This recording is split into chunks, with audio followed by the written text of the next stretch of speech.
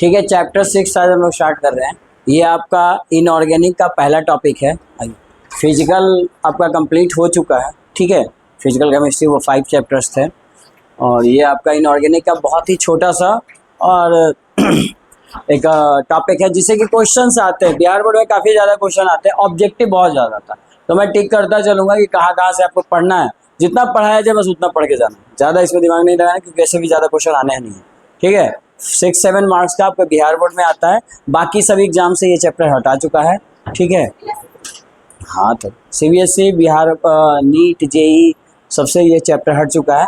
छोटा सा चैप्टर है, 3-4 क्लास में खत्म हो जाएगा। चलो शुरू करते हैं। ठीक है, तो लिखिए पहला, और 10th क्लास में थोड़ा बहुत आपने ये टॉपिक पढ़ा होगा, ओड, मिलरन, ये सब पढ़े होंगे। तो खैर तो लिखिए चैप्टर 6, जहाँ पे हम लोग किसी एलिमेंट को निकालेंगे। माइनिंग के दौरान हमें मिलते हैं ना ओर्स से हम क्या निकालते हैं मेटल्स। अब मेटल का एक्सट्रैक्शन करते हैं, उसी प्रोसेस को क्या बोलते हैं, उसी के लिए कुछ प्रिंसिपल अप्लाई करेंगे, कुछ रूल्स लगाएंगे जिसके थ्रू हम ओर से अपना मेटल को ये फिर एक्सट्रैक्शन करेंगे या प्यूरिफिकेशन करेंगे या रिफाइनिंग करेंगे। उसी को यहाँ पे हम लोग इस चैप्टर में डिटेल से पढ़ेंगे। ठीक है, मेनली आपको तीन एलिमेंट का ज़्यादा पढ़ना आपके सिलेबस में है। आयरन, एल्युमिनियम जो बॉक्साइड से मिलता है, आयरन, एल्युमिनियम, और तीसरा कौन है, एक और है आयरन, एल्युमिनियम, कॉपर। ये 3 आपको बस पढ़ना है। ठीक है, तो चलिए शुरू करते हैं। सबसे पहला टर्म इसमें आता है मिनरल। लिखो,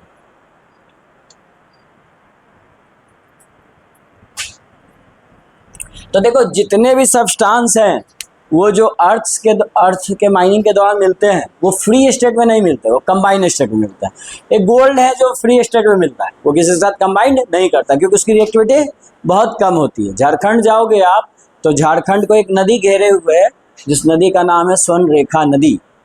स्वर्ण मतलब गोल्ड, है ना। ये बात सही है कि वहाँ पे गोल्ड मिलता है, इतना प्योरेस्ट फॉर्म में नहीं मिलता है लेकिन गोल्ड मिलता है।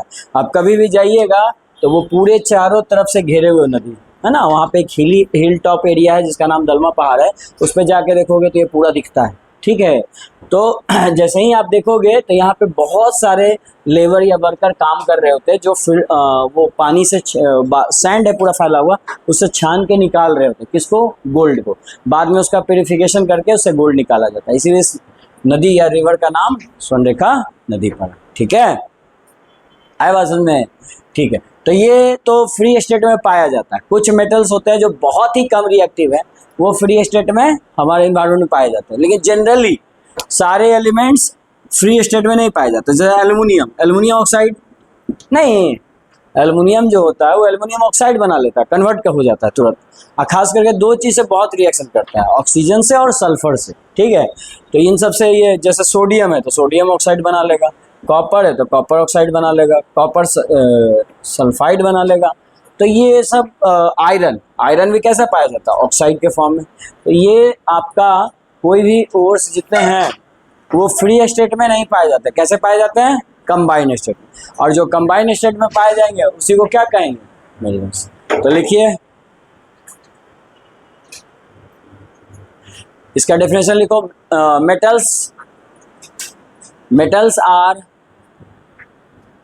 metals are exist in combined state. Metals are exist in combined state. Metals are exist in combined state are called क्या कहेंगे उसको जी, are called minerals। ठीक है, दूसरा टर्म इसमें लिखिए और किसे कहते हैं। तो देखो सारे मिनरल से हम नहीं निकालते एक्सट्रैक्शन, हम एक्सट्रैक्शन उसी से करेंगे जिसमें फ़ायदा हो, प्रॉफिट हो। मतलब अगर हमारे पास किसी भी, मान लो एक कॉपर का ओर है तो कॉपर के ओर से अगर हम निकाल रहे हैं तो कॉपर ज़्यादा मात्रा में निकलना चाहिए। जैसे 5000 अगर हमने खर्च किया एक्सट्रैक्शन पे तो उससे ज़्यादा निकलना चाहिए जी। 15,000 का कॉपर निकले या 50,000 का निकले। अब ऐसा है नहीं है कि 5,000 लगाए और पता चला कि लो 500 रुपये का कॉपर निकला, तो फ़ायदा क्या हो, नुकसान ना हो गया। तो हम इससे निकालेंगे जिसमें कॉपर की मात्रा ज़्यादा हो। मतलब उसको कंसंट्रेटेड बोलते हैं। कंसंट्रेशन मतलब कॉपर का अमाउंट ज़्यादा है, इम्प्योरिटी कम हो। तो उससे जिससे हमें फायदे में एक्सट्रैक्शन करते हैं किसका, मेटल का, उसी को हम क्या बोलेंगे, ओर, है ना। तो ओर किसे कहेंगे, लिखिए यहां तक लिखे जी सब। हाँ तो लिखो those minerals in which metal can be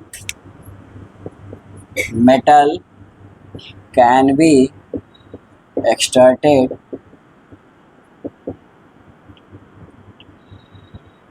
metal का एक्सट्रैक्शन किया जा सकता है, निष्कर्षण किया जाता है, लेकिन ये कैसा हो, profitable, can be extracted profitable.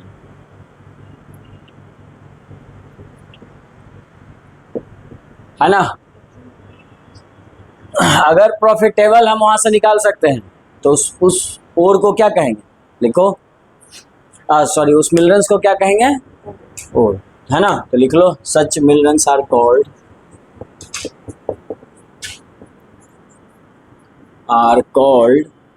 ओर। इसका मतलब यहाँ पे एक नोट समझ में आता है कि सारे ओर्स मिनरल तो होते हैं, लेकिन सारे मिनरल्स ओर नहीं। तो ये बात को लिखो, ये ऑब्जेक्टिव में एग्जाम में पूछा गया भी आगे, ठीक है। तो यहाँ तक आप पहले लिख लीजिए। हाँ ऑब्जेक्टिव में ये पूछेगा, लिखिए, all minerals are not ore, all minerals are not ore, but all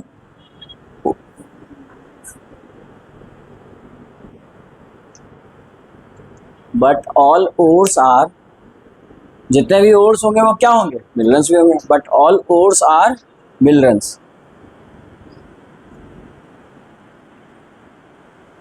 ठीक है। तो जैसे कुछ हम ओर देखते हैं, एग्जाम्पल पे लिखो, ओर ऑफ कॉपर, कॉपर के ओर्स के नाम लिखते हैं, ठीक है। तो आपका होता है कॉपर पायराइट, सुनिए, पायराइट वर्ड जिसमें आएगा ना उसमें सल्फाइड का इम्प्योरिटी होगा, किसका, सल्फाइड का, ठीक है। कॉपर ग्लेंस, ये भी शायद सल्फाइड, ये भी सल्फाइड और रहेगा इसमें, ठीक है।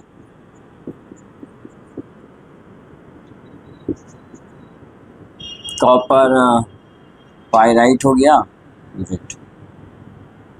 एक आता है Cu2O, ठीक है, कॉपर प्यूरिट। बुक लाए हो कोई, कॉपर ग्लेंस और, हाँ नहीं लाए हो, ठीक है, चलो मैं लिखवा देता हूँ। ओर ऑफ आयरन, ठीक है, आयरन का ओर तो पता होगा, 10th क्लास में पढ़े होगे, हेमेटाइट, याद है, मैग्नेटाइट।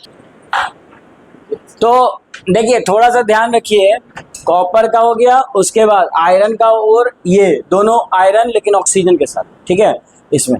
और बॉक्साइट का भी ये याद रखिएगा, एल्युमिनियम का और है, ये इंपॉर्टेंट है, ये भी आपका इंपॉर्टेंट है नाम। और जिंक का, इसमें भी सल्फाइड और है, और ये आपका हो गया सिनेबार, ये मरकरी का होता है। फिर कैल्शियम का भी पढ़े होगा, CaCO3, है ना। तो ये सब कैल्शियम का ओर्स हैं। तो फिलहाल एक क्वेश्चन सुनिए, important oxide ore of iron is, iron का कौन सा इंपॉर्टेंट ऑक्साइड है, सिडेराइट, हेमेटाइट, पायराइट, बॉक्साइट। तो याद रखिएगा हेमेटाइट से ही एक्सट्रैक्शन किया जाता है, तो ये इंपॉर्टेंट, ठीक है। तो क्या आंसर करोगे, हेमेटाइट। कॉपर का किससे किया जाता है जी, इससे कर सकते हैं, कॉपर ग्लेंस से, इससे, या क्यूपराइट से भी करते हैं, दोनों में से किसी से। एल्युमिनियम का बॉक्साइट फिक्स है, जिंक का जिंक प्लेट, और इन सब का आपको पढ़ने की जरूरत नहीं है, आपके सिलेबस में ये 3 है। तो अगला क्वेश्चन है,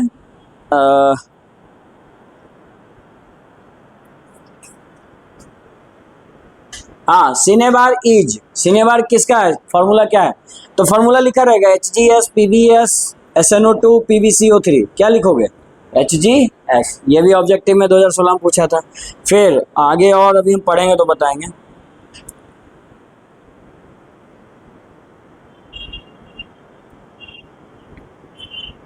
चलिए ठीक है, नेक्स्ट हम लोग बाद में पढ़ते हैं। लेकिन mineral from which metal is extracted is called, वो मिनरल्स जिससे कि मेटल को निकाला जाता है, एक्सट्रैक्ट किया जाता है, उसको क्या कहते हैं बताइए।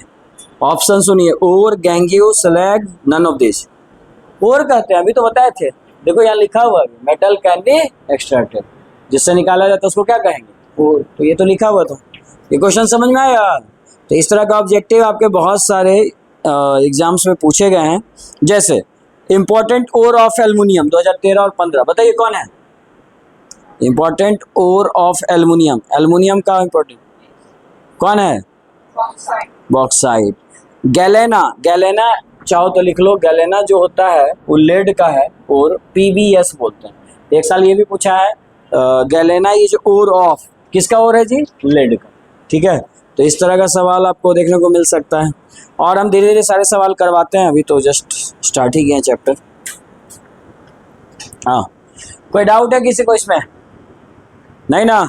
तो ये ओर्स के नाम जितने मैंने लिखा है उतना जरूर याद रखिएगा, ये क्वेश्चन में डायरेक्ट पूछा जाता है। इनसे ऑब्जेक्टिव भी आ सकता है, सब्जेक्टिव भी लिखने को आता है। ठीक है, तो 2 मार्क्स में भी पूछा गया इंपॉर्टेंट ओर ऑफ, तो उसमें 2 मार्क्स में पूछेगा तो कम से कम 2 नाम लिखना पड़ेगा, और सिंगल में तो आपको एग्जाम्पल 4 ऑप्शन दिया रहेगा, आपको बस टिक करना। ठीक है, चलिए फिर आगे चलते हैं और लिखिए नेक्स्ट टॉपिक, मेटलर्जी।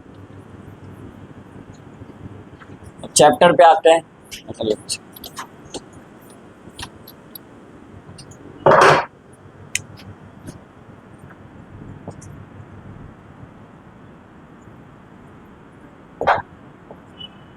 मेटलर्जी वो मेथड्स है ना जिसके द्वारा यूज करके हम क्या करते हैं, ओर से क्या निकालते हैं, मेटल को।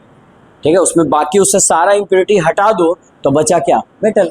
और वही मेटल को हम लोग प्यूरिफाई कर लेते हैं, कुछ प्रोसेस अपनाते हैं, जिसको को क्या बोलते हैं, मेटलर्जी। तो लिखो,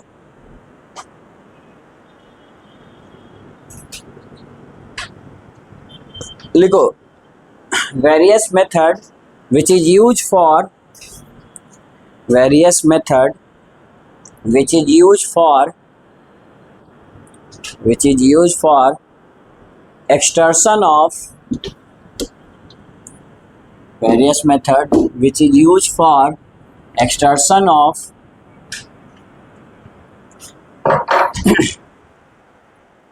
extraction of ore है ना, are called metallurgy, are called metallurgy. जो मेथड्स यूज करते हैं जिसके द्वारा ओर को, ओर से हम क्या निकाल लेते हैं, ओर से किस में निकाल लेते हैं, ओर जैसे है हेमेटाइट है, हेमेटाइट से क्या निकालेंगे, आयरन। तो उसी प्रोसेस को क्या कहेंगे, मेटलर्जी। जैसे देखो यहाँ पे वो प्रोसेस क्या है, 5 स्टेप पे निकालते हैं, 5 मेथड्स हैं, 1 बाय 1 करते हैं। चलिए 5 मेथड का नाम लिखिए, यही पढ़ना और यही आपका चैप्टर है बस। पहला क्रशिंग ऑफ ओर, दूसरा लिखो pulverisation of ore,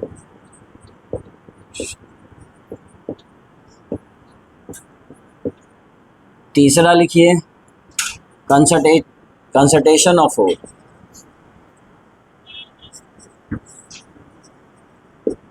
concentration of ore, fourth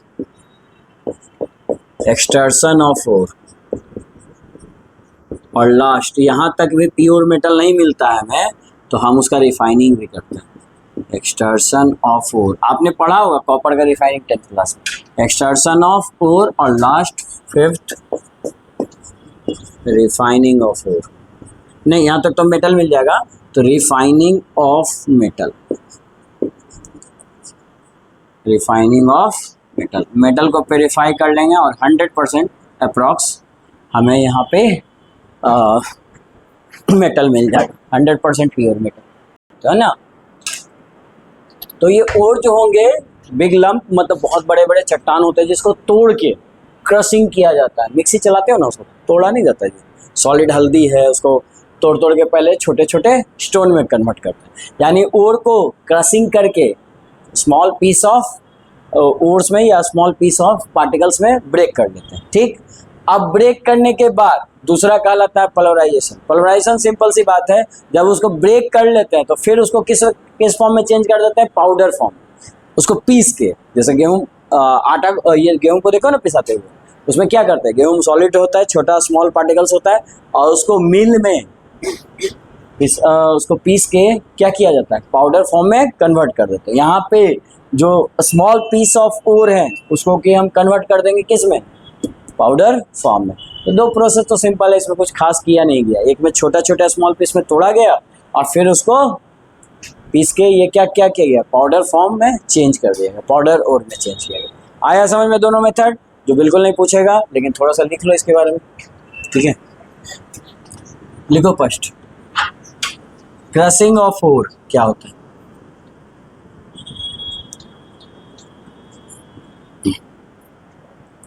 लिखिए, ore can be convert into smaller pieces, ore can be convert into a small piece of small pieces, ore can be convert into smaller pieces by crushing भाई ओर को अगर आप तोड़ के छोटे छोटे small piece में बदल दिए, वही क्या कहलाएगा, क्रशिंग ऑफ ओर, मतलब क्रश मतलब ब्रेक करना। दूसरा लिखो, पोलराइजेशन ऑफ ओर।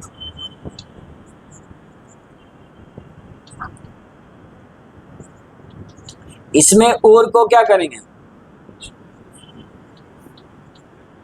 जो स्मॉल पीस ऑफ ओर है उसको मिल में ले जाएंगे। स्मॉल पीस ऑफ ओर जो है मिल में ले जाते हो ना गेहूं को, उसको क्या करते हैं, है ना, यहाँ पे इसको पाउडर फॉर्म में चेंज हो जाता है, पाउडर ओर में उसको बदल देते हैं। सही,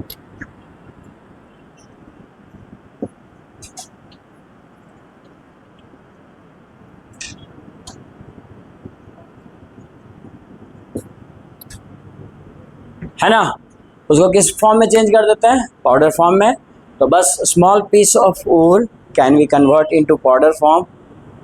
ठीक है, यही क्या करता है, this process is called polarisation. ठीक है, तो बस लिख लो, ये आपसे कोई सवाल वाले से नहीं आने वाला। तीसरे से आता है, यहाँ से इंपॉर्टेंट। अभी तक आपको क्या मिल गया, आपके पास बहुत बड़ा ओर था जिसको आपने तोड़ दिया क्रशिंग करके, तो आप क्या किया, स्मॉल पीस में उसको बदल दिया। इस स्मॉल पीसेस को फिर से क्या किया आपने, पाउडर फॉर्म में चेंज कर दिया।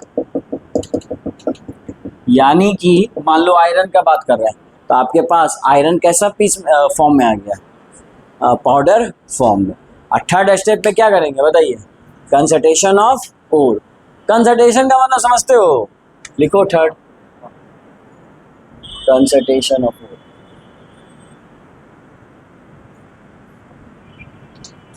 आपने कंसंट्रेटेड एसिड सुना है और वीक एसिड भी सुना होगा या डाइल्यूटेड भी सुना होगा, सुने हो ना।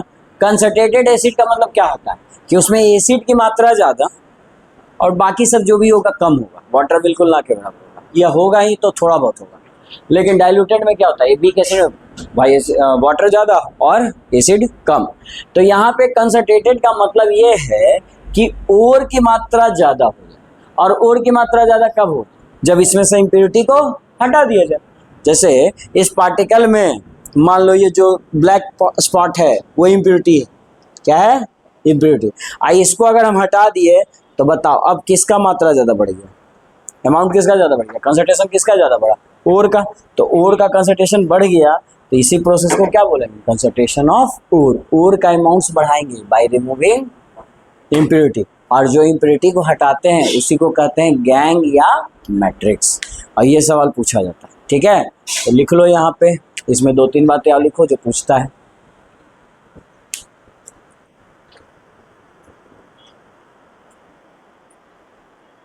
लिखो, soil and sand,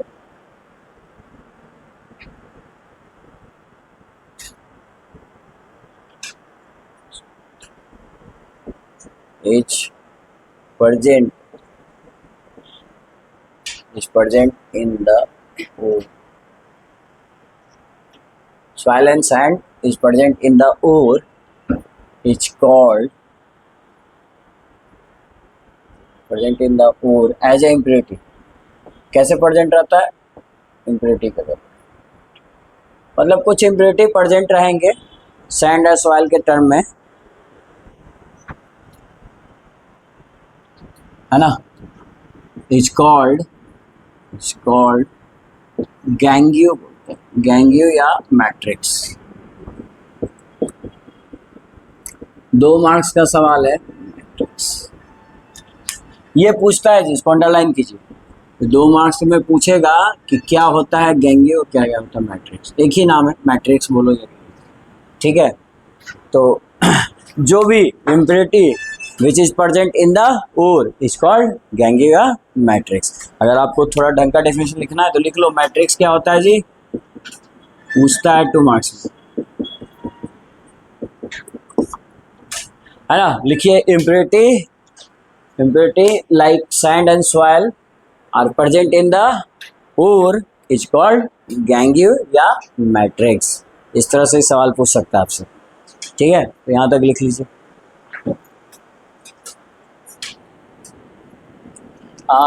लिखिए, removal of impurity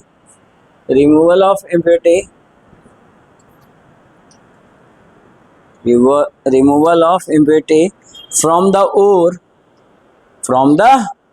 ore is called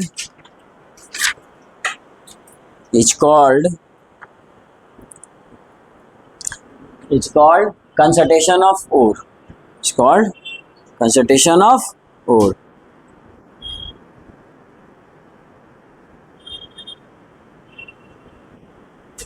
ठीक है। नेक्स्ट लाइन लिखो, it is done by following methods. कुछ मेथड्स के द्वारा इसको किया जाता है, तो एक एक करके पढ़ेंगे। It is done by following methods.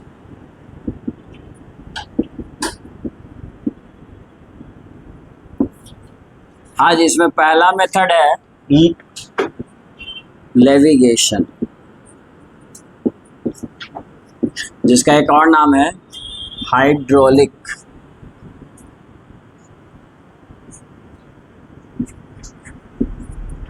Washing.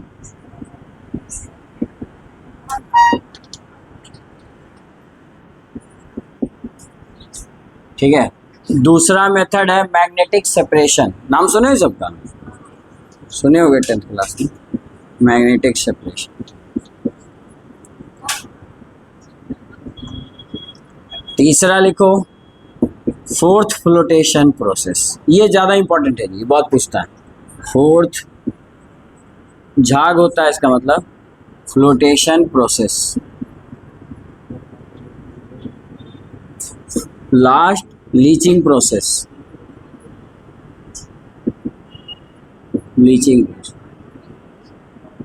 ठीक है। ये 4 मेथड के द्वारा, लीचिंग प्रोसेस, ठीक है। अब देखो, इसमें जो जो ऑब्जेक्टिव पूछता है यही सुन लो। देखो, लेविगेशन, हाइड्रोलिक वॉशिंग, सिंपल सी बात है जी। देखो, अगर लोहे में आप देखते हो गाड़ियों को धुलते हुए, क्या होता है, उसके मेडीगार्ड वगैरह में कीचड़ नहीं लग जाता नीचे, सैंड सॉइल, तो क्या करते हैं वो, प्रेशर के साथ पानी इस पे डाला जाता है, जिसके कारण ये बाहर रिमूव हो जाते हैं। तो वही है हाइड्रोलिक वॉशिंग। प्रेशर लगा के पानी को फोर्सली वहाँ भेजा जाता है, जिससे कि वो जो भी सैंड सॉइल है इससे रिमूव हो गया। अब बताओ, केवल आयरन ही बचा ना, तो ये बेसिकली आयरन ओर के लिए यूज किया जाता है लेविगेशन पर। सिंपल इसका मतलब है वॉशिंग, जो वॉशिंग समझते हो ना, धोने का, वही मतलब, ठीक है। मैग्नेटिक सेपरेशन आप समझ ही रहे हो, ये किसके लिए यूज करेंगे, मैग्नेटिक सब्सटेंस के लिए। या तो हेमेटाइट ले लो, जिसमें इम्प्योरिटी क्या होगा, नॉन मैग्नेट, तो ये मैग्नेटिक सब्सटेंस के लिए करेंगे। और ये करते हैं, ये पूछता है ऑब्जेक्टिव जी, लिखो, it is use for sulphide ore. किसके लिए यूज करेंगे, सल्फाइड ओर। लिखो, कोई तुमसे पूछेगा for sulphide, the process which is use for sulphide ore, क्या टिक करोगे, फोर्थ फ्लोटेशन प्रोसेस। याद रखिए, लीचिंग प्रोसेस किसके लिए यूज करते हैं, एल्युमिनियम के लिए। एल्युमिनियम किसका ओर है जी, एल्युमिनियम के ओर का नाम बॉक्साइट। तो याद रखिएगा ये यूज किया जाता है बॉक्साइट के लिए, या दूसरे शब्दों में कह सकते हो एल्युमिनियम के लिए। ये भी आपका ऑब्जेक्टिव में पूछता है कि लीचिंग प्रोसेस किसके लिए यूज करता है, ये दोनों ज़्यादा नहीं पूछता, ठीक है। फिर भी लिख लो, सिंपल सा मतलब है, आएगा कभी तो फूल लिख। तो इस प्रोसेस में हम क्या करते हैं, वाटर को अप्लाई करते हैं। इससे क्या होता है, एट हाई प्रेशर, इससे क्या होता है, सारा इम्प्योरिटी वाटर के साथ वॉश आउट हो जाता है, और जो बच गया वो आपका केवल और बचा, तो और का कंसंट्रेशन बढ़ गया। तो लिखिए इन दिस प्रोसेस, लिखो in this process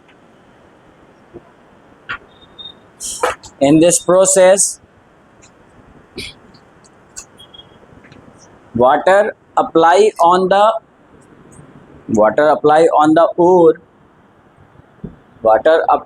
the ore at high pressure.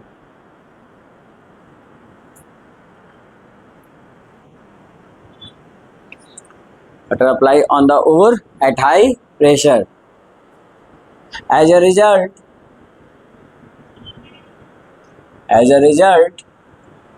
impurity like sand and soil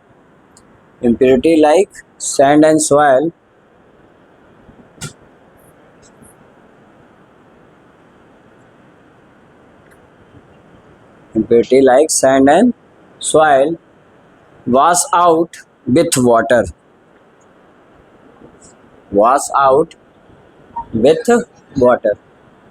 water के साथ ये भी धुल के बाहर आ जाएंगे ना। Therefore we can obtain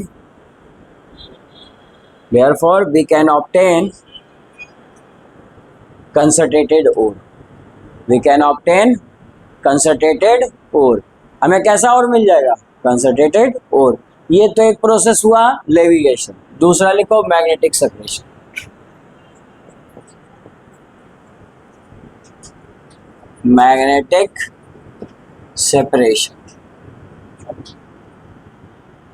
यहाँ पे सेपरेट किसके द्वारा किया जाएगा, मैग्नेट के द्वारा। एक्चुअली क्या होता है, यहाँ पे दो इलेक्ट्रिक इस तरह से इनको कनेक्ट किया जाता है बेल्ट के द्वारा, और यहाँ पर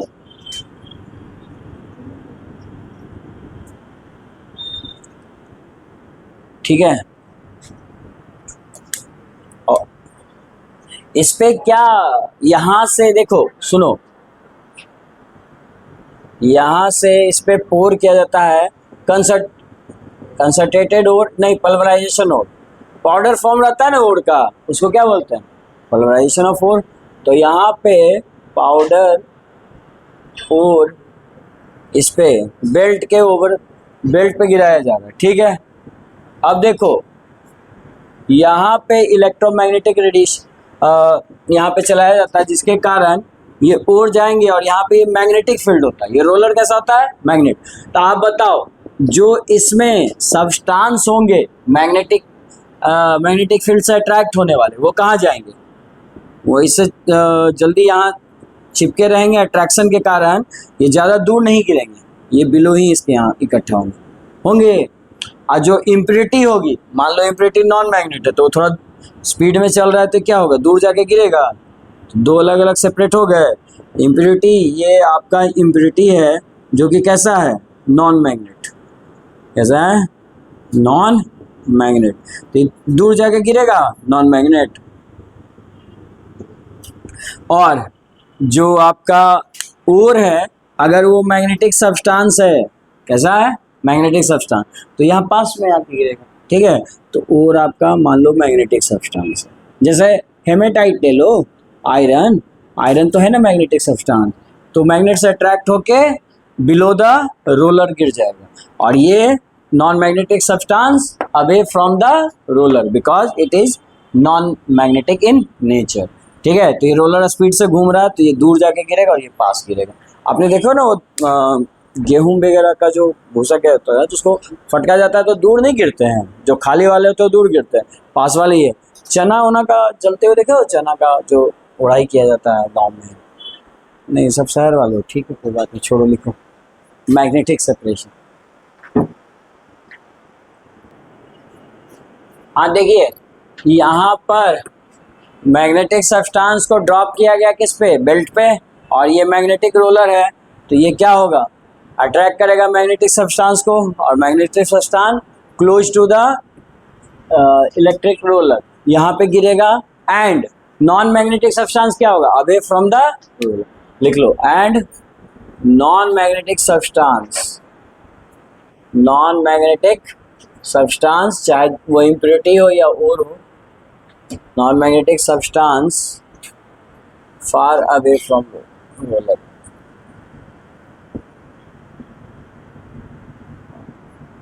इलेक्ट्रिक रोलर,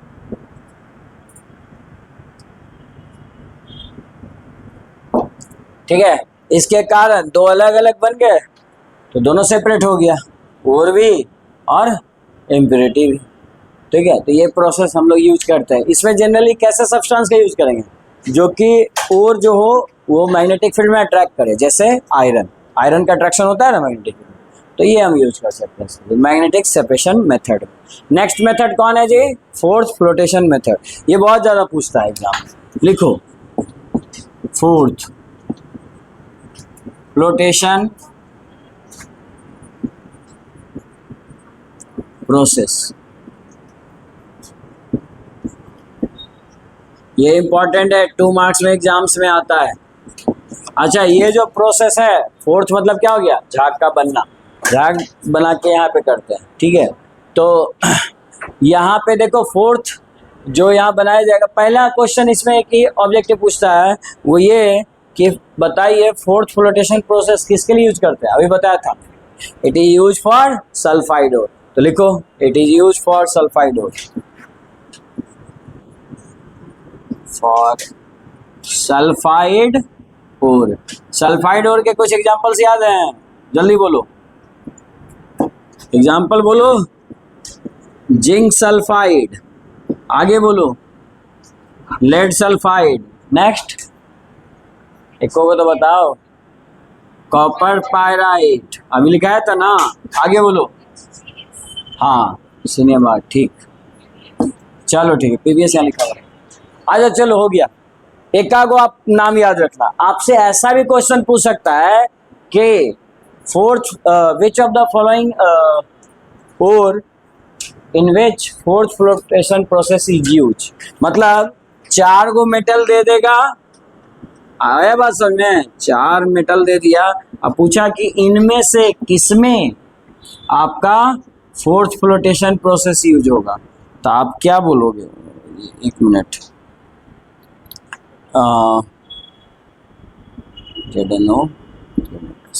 ऐसे दे दिया 4 ऑप्शन। अब पूछा कि इनमें से किस और के लिए कंसल्टेशन करने के लिए फोर्थ फ्लोटेशन प्रोसेस यूज करेंगे, किसके लिए करेंगे बताइए, लास्ट ऑप्शन, क्यों, क्योंकि ये किसके लिए यूज किया जाता है,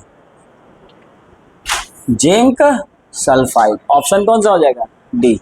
समझ में आया, कि इस तरह से 4 ऑप्शन दिया रहेगा तो आप पहचान लोगे ना कि किसके लिए हमको यूज करना है। उस तरह से खूब सारा नाम दे देगा, Al2O3 दे देगा या कुछ भी नाम दे देगा, तो आप किसको खोजोगे, सल्फाइड कहाँ है, उसे टिक करोगे। आया बात समझ में।